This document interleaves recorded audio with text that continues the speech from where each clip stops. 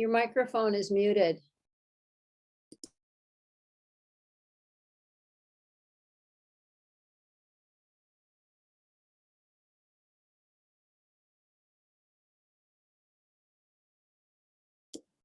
Your microphone is muted. There we go. Okay. So I entitled this Improving Your Photography Without Buying Any New Gear. Okay. A lot of people, I don't know, there's always this, seems like, especially when people first get into photography, that they think I'm going to buy the new lens or the new camera body and everything, and I'm going to be better. Now, it's not really necessarily the case. So I'm just going to talk about things. These are basic. There we go. Okay. See, these are some questions you should ask yourself. This program comes out of a program I did years ago. It was a 10-question kind of program. It's pretty much the same idea, but I've kind of expanded a little bit on this in this program. So if I can, there we go. Okay, so number one, do I practice enough? So, you know, how much do I shoot? How often do I shoot? Am I spending enough time with my photo or with my photography to really improve my skills? The big thing is I try to shoot as much as I can. And I'll try different things, you know, and some things work, some things don't. Shoot more, get better. That's my motto. Practice, practice, practice. But the thing about it is what we're trying to do is we want shooting to be so automatic that we don't think about the technical part of it, that we can think about, you know, the aesthetics. We can concentrate on creating an image. So, you know, that's what's an important thing is you need to feel comfortable with shooting, and so that you don't really think about, well, is this F8, F16, whatever, you know, it just kind of becomes natural to you. So, okay, then this is another thing. Do I know, or how well do I know my gear? Okay. And that's something that, especially now, you know, you ask yourself, are you comfortable with your camera and your lenses, tripod, your speed light, other accessories? All this stuff has gotten so complicated with the new stuff. But the thing about it is, when you understand your equipment and how to work it, you can concentrate on making those pictures. Okay. So it's like, you know, if you get a new piece of equipment or you borrow a piece of equipment, you should know how it works before you use it for any like critical project. I mean, if you're just going out playing with it just to figure out how it works, that's a good thing. But I mean, being a professional, I've known a lot of photographers that, you know, well, a lot of times it was time constraints, but they've rented something or bought something, you know, new or some special piece of equipment that the only time they used it was out on their shoot, you know, and it's like, that makes you, you know, that makes it pretty tough. Try to figure it out and get good results. So learning how to use the gear is important before you go out and use it on a shoot, because it's not a great idea that the first time you use that equipment is when you're trying to make money with it. So, or say you're doing something for a friend that's an event or something like that, you know, you want to make sure you know all that stuff. It just helps. Okay, here's one that you have to ask yourself, am I a gearhead? Okay. And do I have GAS? You know, GAS is gear acquisition syndrome.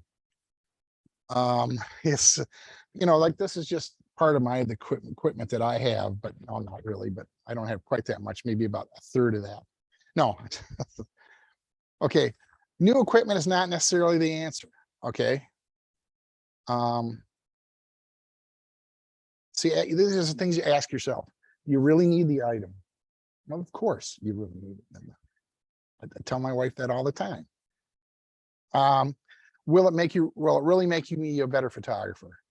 And that's something that is something you really have to look at, because just because you got a new big fast long lens doesn't necessarily mean it's going to be an improvement over your little slower big lens, you know, or whatever, you know, whatever you're replacing or buying new.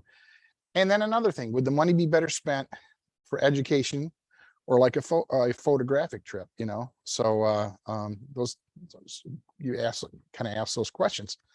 But I do have a problem in the area of GAS. I don't consider myself a collector, but I can't stand seeing old equipment that works. I like, that's the problem. I've got a lot of older photo gear. So it's just kind of my sickness, I like playing with the old cameras as long as they work, and I still shoot. I won't get anything. I'm not a collector, so I don't put them up on a shelf necessarily, but I like them to work and go out, because it's kind of a change of pace for me to go out and shoot with some of this old stuff. Oh, wait a minute. Let me back up. Hold on. I'm sorry. Okay, number 4, ask you, do you continue to learn and explore? Should I or do I take classes, go to workshops, photo conferences, that kind of thing? Watch videos, visit gallery shows, read books and magazines. Here's just some examples of things to do in this. In my opinion, one of the best ways to improve your photography is through some kind of educational pursuit. And because you're gaining some knowledge, and like in the case of workshops and things like that, or any kind of photo outings with other people, that kind of thing, you can meet some nice, great people, and that just in that sharing that you do with other people can make a big difference on, and really kind of boost up your, kind of move your photography forward. So, I think this kind of stuff is, if I had the choice between buying the big new lens or going to like a photo workshop, I think I'd choose the photo workshop over that, because you can always figure out a way that older piece of gear to make it work the way you want to. But, but if you don't go to the photo thing, you might miss a connection with somebody, or, just something that you didn't know that you can add to your little arsenal of knowledge here. Okay. Another thing, and I think we all kind of struggle with this one, is how do we pick our subject matter? We're all into different things, and some people like, are you more subject driven or project driven, or maybe a little of both? Let's see here. One thing about it is my approach on this is, I used to be pretty much just subject driven, but I found in the last, maybe 10 or 15 years, I've been doing more projects. So I'll come up with an idea and then shoot along those lines, so or kind of like if you do the 52-week project, or shoot a shot a day, that kind of thing, those are good. That's a good way to pick your subject matter, or your project. It's kind of project driven, and then but like I say, either one works. I guess the big thing is, just, it's something to think about. All these questions I put on here, there's not necessarily a right or wrong answer. It's just, it's just something to think about. Okay, and here's one. Am I willing to leave my comfort zone? Okay. And trying something new helps, and it makes you think a little bit differently about your photography. And what you can learn shooting something new and different can carry over into what you're doing now. So I think we're often afraid to try something new and different, just because I think some of it is maybe because we don't know how to do it, or whatever, or we're afraid that maybe we're going to fail at it. But if we just keep doing the same thing, we kind of fall into a creative rut. So I make an effort to try new things. The whole point is, it's not going to hurt you at all to try something new. It's only going to maybe cost a little bit of time, a little bit of effort. So like right now, I'm starting to play around with 3D, 3D photography, because I got an idea for art prize next year. So I'm really geeking out on this, because it's been kind of fun. So like I say, try something new. It won't kill you. So here's some examples. For me, I'm a studio person. Okay, so here's just some examples of stuff I shot. So I feel real comfortable doing this kind of stuff I can do in my sleep. But a few years back, I went with Kelly. We went on a workshop. I'm not necessarily a nature photographer, but we went on a workshop to shoot wild horses. and I had a good time. I'd like to do it again. I just, you know, at some point. So and maybe I will, but that's just an example. I'm a studio person, but I went out and tried something different and got some pretty good results. And, you know, it was fun, like I say, and I enjoyed it enough. I would like to do it again. Okay. And this is an interesting thing. Do I have my own vision? And basically, do I borrow ideas from other people, or do I have ideas of my own? And I think, let me let's see here. I got a second slide here. Okay. You know, imitation is a sincerest form of flattery, you know, but on the other hand, if you be yourself, the world worships the original. And that was Ingrid Bergman said that. Always be for the first-rate version of yourself instead of a second-rate version of someone else. That was Judy Garland. And today you are you. That is truer than true. There's no one alive who is youer than you. And that's Dr. Seuss.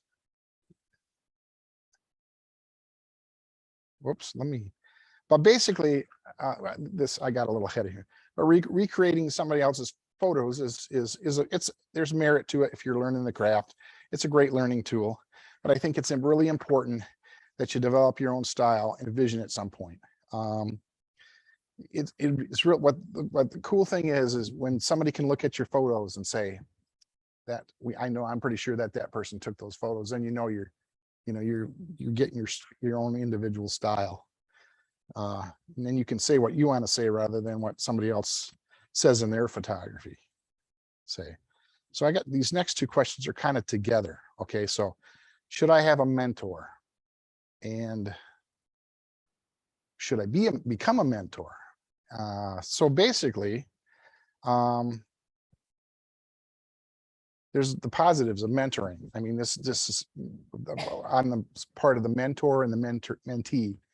You know, you can learn, you know, mentors are sharing their experience and knowledge to help the mentees learn new things. The thing about it is, though, even as a teacher, your student sometimes can point things out to you and really, you know, kind of your interaction can help you learn some things too. So it's kind of a both, you know, kind of a give and take or win-win kind of thing. You know, mentors provide the guidance, you know, for, you know, advice and guidance that helps mentees figure out what they want, you know, because sometimes, you know, you'll see something in, you know, a lot of people will have not always been into photography, and they'll maybe pick it up and they're not really sure what they want to do. But if they kind of get a mentor someplace, it might help. The mentor can maybe kind of guide them into a direction that, you know, that help them kind of figure out what they want to do. And of course, the support. Mentoring is important because it helps mentors gain, you know, the support and encouragement, because we all need that kind of stuff. You know, and another reason mentoring is important is allows the mentees to feel seen and heard by other people, or another person, at least one other person. When I worked in the studio, I've had a number of mentors throughout my professional career and even my personal photo career. Meaning years ago when I was a member of the club, some of the people are familiar with, like Joe Timmer and people like that. You know, they were I would call them mentors. They were influential. But in the studio, it's pretty common for the older and more experienced photographers to help out the newer people. And in the studio at Meyer, we were all of pretty similar skill sets overall, but a lot of us had special you know, like I did a lot of executive portraits and event photography because I'm pretty good with people. And my friend Mark, he was like pretty much the food guy. He did some beautiful food work. So, but the thing about it is you didn't get all that work because, you know, was a lot of coming in, but you say Phil or Mark, the guys that I worked with, they would end up, I'm going to be on vacation and there's going to be a portrait coming in. So I'd have to help them get all set up and get ready for it. And, so we worked that way. It was just kind of helpful. And the big thing in the studio, the goal was, the overall look of the photography needed to be pretty coherent. So as far as lighting goes, you're learning lighting from this guy because he did this project and they want it to be just like that. And now you're stuck doing it. So it would help you out. So that's the kind of thing, that give and take. I think mentoring is one of the best teaching tools you can use. Definitely is a win-win for you. And here, let's see, number 10. This is, all right. Do I seek out and listen to positive critique? It offers another opportunity for learning. Feedback is always useful. The criticism, as long as it's good, useful criticism, lets you see things in a different light. Work too close to our work. So somebody else can say, if you would have just done this, or maybe if you thought about that, would have made it a little bit better. I'll use it as an example in competition. You get a score and you think, if you might show it to somebody else and they say, well, if you would have done this and this, it might have scored a point or two more. So it helps you improve. It forces you to think about your work in a way that you don't kind of get blinded. It's just, as long as it's a positive critique. I mean, if you show somebody and they say, oh, that sucks, that's not real helpful. But I'm just saying, if somebody can point some things out, because like I said, we're close to our work, and we know what we were attempting to do and everything like that. And sometimes some people don't see what we were trying to do. So okay, so we're all going to make mistakes. When I make mistakes, how do I react? Okay, so there's some little quotes here. There are no mistakes, just happy accidents. I don't know if you're familiar with Bob Ross. He's like my hero. I think he is so cool. Whenever he's on, I watch him. I think, God, I would like to paint like that, but he reminds me of the Mr. Rogers of the art world kind of thing. The only real mistake is the one you don't lose, or which you learn nothing. And Henry Ford said that, and Albert Einstein says a person who never made a mistake never tried anything new. So like I say, we're always going to make mistakes, and how we react to them, as long as we kind of do it in a positive way. I mean, just think of it this way. You try something 10 times, okay? Every single time you fail. On the 11th time you try it and it works out great. So, you think, well, you can't look at it as a waste of time, because what you've done is you've learned 11 ways that it won't work and one way that it will. So you'll never make those other mistakes again, hopefully. So, all right. And here's an interesting thing that I think a lot of times people don't think about is who your audience is. Okay. So it's like, if you're like a professional, clients, customers, if you're just shooting just for yourself, your family and your friends. A lot of people in here we're doing competitions. So we have an specific audience for that. And even within competitions, Camera Club competition is different than, say, the festival art competition every year, some of the other things that are around, or yourself. So, there's, wait a minute here. Yeah, it's important to know who you're making your pictures for. Let's see here. Wait a minute, I lost my spot. I'm sorry. Well, the whole thing is, your customer, your client, or either your friend whose wedding you're shooting or just doing support, they have a certain need. So really, you have to think about that, so you can produce pictures that fit what they need. I mean, it's like, good example, portraits or tabletops that you shoot for competition might not be is acceptable if you're trying to do it as a business. You know, you've got a customer, you're photographing their product. You're going to photograph it in a little different way, or you're doing portraits, like senior portraits, different than what you would do, say, for competition. So it really is important to, you know, kind of determine who your audience is and shoot for that. So if you're just shooting for yourself, anything goes. So it doesn't, you know. Okay. All right, right. My number disappeared. I think this is number 13. Anyway, bear with me. Why is this? You know, this thing ran perfectly. Okay. I'm going to call this number 13. Okay. Okay. Yeah, no, this is number 13. Number 12. It's, well, the whole thing about it is I've started.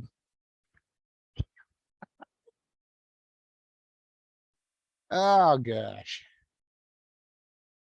Okay. There should be a picture of me in here holding my, it's gone. The slide's gone. Yeah. Well, basically it's a picture of my smiling face holding up my journal. It's my Bob Ross journal that I got. And I got it specifically when I go out to photograph to keep track in there. So this is basically what I'm using it for. It's a place to record my experiences. So if it was a nice day, or I met, you know, like for instance, I don't have it in this journal because I didn't have the journal at that time. Back in March or April, we went on a trip to Georgia with another couple, and I was down on we went to Jekyll Island, which is a state park. It's an island in the, you know, along the, you know, the coast there, and they've got these trees. They call this area they call it Driftwood Beach. They're these old live oak trees that are there. And I had my 4x5 there, and I'm set up, and I'm under the dark cloth, and I'm focusing on something. And all of a sudden I turn around, and there's this guy standing like this far away from me, behind me. And I mean, I about jumped out of my skin, you know. So it's things like that I would put in my journal, you know. So I was like, he really wasn't weird. He was curious, and he didn't realize that I didn't know he was there till I turned around. But actually it turned out to be a good thing, because he was local to the island, and he told me all kinds of other places that next time I go down that I'm going to try. So, you know, a place to record your thoughts and feelings, that kind of thing. But it's, you know, it's nice, you know, to keep track of that stuff, and then you can always go back through it. Or I mean, I don't know how many times I've had an idea for a shot, you know, and I didn't write it down anywhere, and then all of a sudden, what was that? I'm kind of scratching my head, you know, you know. So keeping a journal is pretty, whether it be on your computer or in a book or whatever, it's a good tool. And am I still having fun? And hopefully everybody says yes, because so that's the end. Just short and sweet.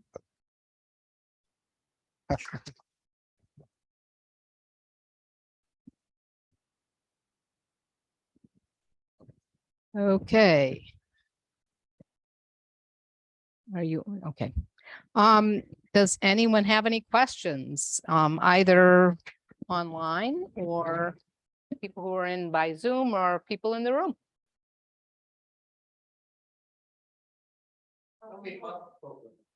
Steve, go ahead. 3D. Well, you know, like, do you remember when you were a kid, did you have a ViewMaster? Yep.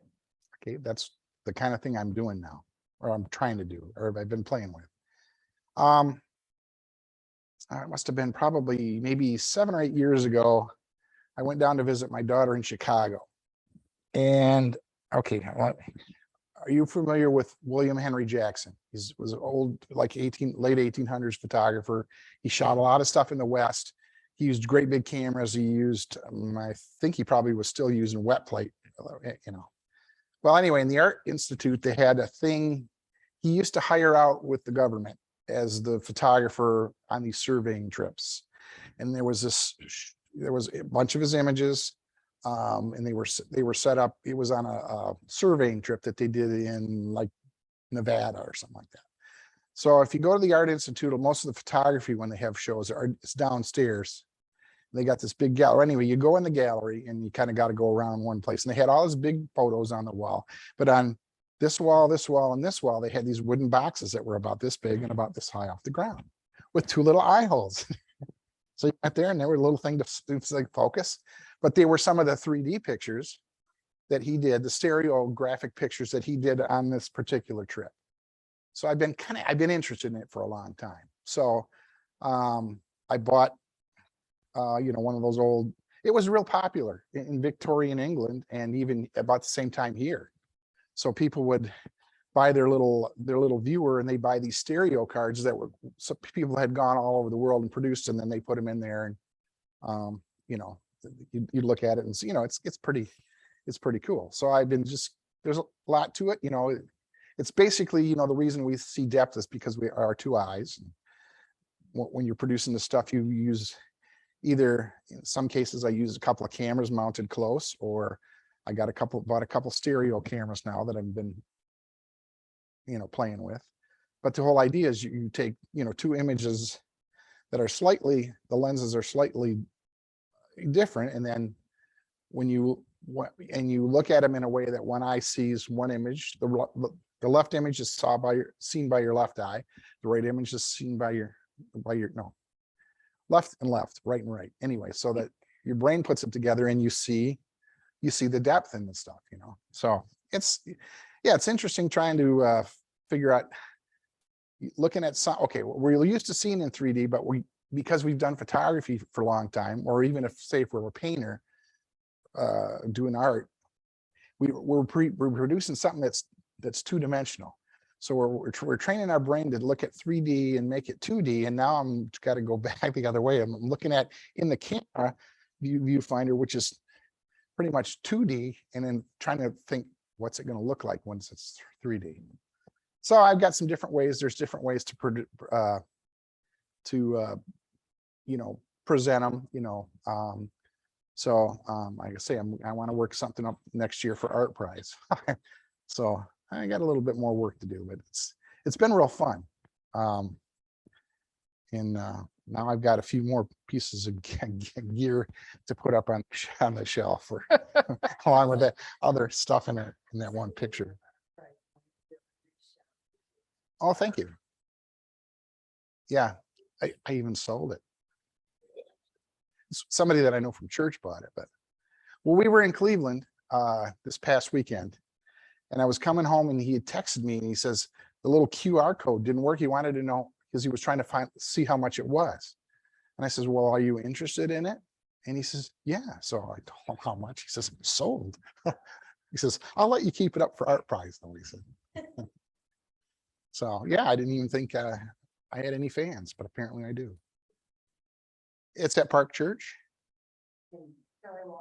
Yes, yeah. Yeah, any grandkids, they have the darkest tree thing down. Oh yeah, yeah. Jim, we've had him at Park. This may be the 4th time. I think the first time we had him, he had a bicycle that had all kinds of stuff on it. And have you been to Park? Have you been that? Oh, so you saw the bee thing too. Yeah. Yeah, I know that guy's been constantly in there fixing it. That would tell me right then if I'm going to do something interactive that I'm going to be down there babysitting a lot. So, but yeah, there's not as many artists. It's not as nearly as big as it's been in the past, but we got 44 at Park. But we had a hard time. We would have liked to have more stuff outside. No. And not anything big. Yeah. So. And it's still growing, you said? It'll go all over, Okay. but the main dragon, Yeah. she had an egg up for a few days, and then the egg hatched, and now they're on Pearl Street, So. pretty cool. And apparently someplace down there's a blimp somewhere. Okay, are there any other questions from the group here? So and this, and maybe other people can jump in on this too. I would really like to just, learn, have more educational experiences. And I know that there have been a few things that I've seen, like on the newsletter in the past, and for one reason or another, it didn't work out, but I can go online and I can watch stuff online and learn that way, but I would like to. Oh, yeah. Haven't been able to figure out quite how to go about finding those experiences. Yeah. And so I'm voicing this. Yeah. but Yeah, it's, and something, but- I do the occasional workshop at I live out in the middle of nowhere, but I bought the building that was next door. It was owned by the Masons. So I got my studio space up in front, and there's a kitchen, and I got all my computer stuff over there, and I got a big TV and my Xbox. Okay. So, Like, where would how would well, Run meetup.com. Yes. There's a West Michigan Photography Enthusiast group that the Camera Club posts on, and a few other people post on. So meetup.com, West Michigan Photography Enthusiast. I post some workshops usually every other Tuesday, every second Tuesday. We try to do things. We have been and do coffees on usually the first Saturday of the month, where we talk about things and get out cameras and see if that works. Well, then when you show up, then you'll know us. yeah. Yeah. Except for Mike, most of the people in that group are pretty good. There's also a photo, well, since this is Grand Valley Artists, there's a photo section here that meets second Tuesday, right? We meet the second Tuesday, the photo, first Tuesday of the month. First Tuesday. And basically we come in here, but it's kind of we'll show stuff and talk about it. And it's kind of a nice thing to see other photographers work, and kind of, what they were kind of thinking and that kind of thing. So it's a,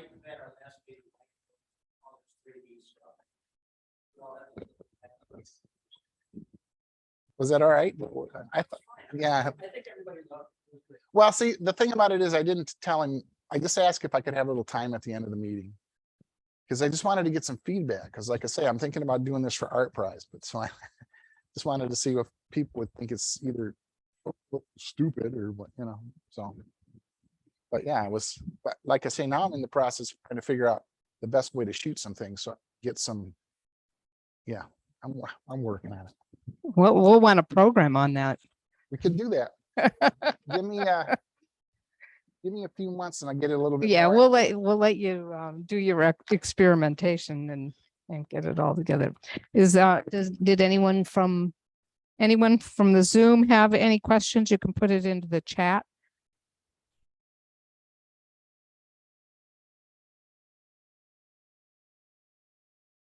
Let's see. Any other questions or comments from those in the room?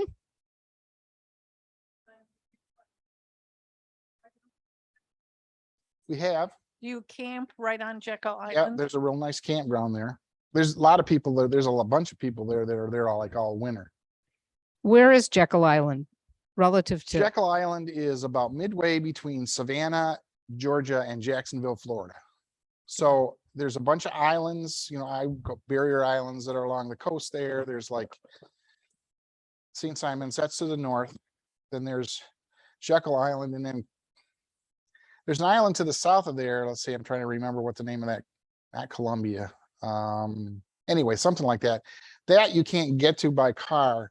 You can only get to by ferry. But the thing about it is there's wild horses on it, and there's antebellum ruins of some antebellum mansions from the, and so there's a hotel there. I guess it's pretty pricey to stay, but it sounds like a good, if you don't mind walking all around. You take the ferry over there, and then they drop you off. And so we haven't done that yet, but maybe the next time we go down, we'll do that.